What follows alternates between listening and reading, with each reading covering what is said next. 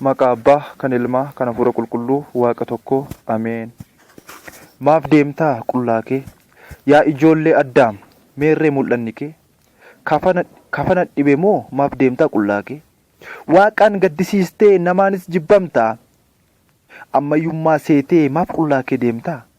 Waaqaan gaddisiistee namaanis jibbamtaa? Ammayyummaa seetee maaf qullaa kee deemtaa? Dirreenuun bareeduu dhabe taanaan bajji, maaliif jala fiigdaa ciccittuu faranjii?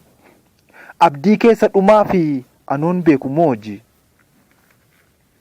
Faashiniidha jettee 500 bitta, bututtuu faranjii jilba irraan ceetutaa.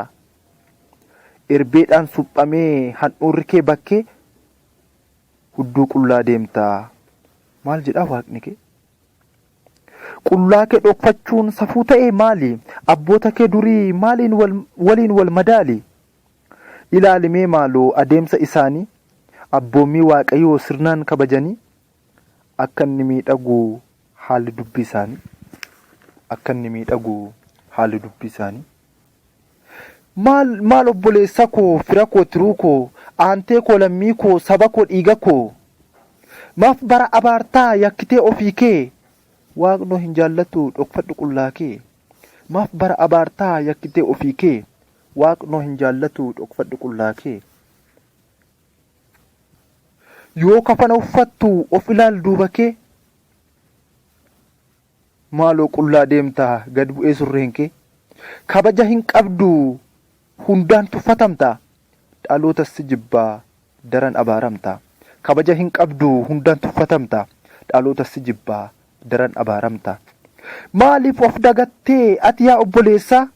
Fakkaatteetu deemtaa laal madaa jaldeessa. Maaliif of dagattee ati yaa obboleessa? Fakkaatteetu deemtaa laal madaa jaldeessa. Bututtuu faranjii gatii guddaan bittaa, naxalaa bitachuun dandeettii isaa dhabda. Bututtuu faranjii gatii guddaan bitta, naxalaa bitachuu gatii isaa dadhabda.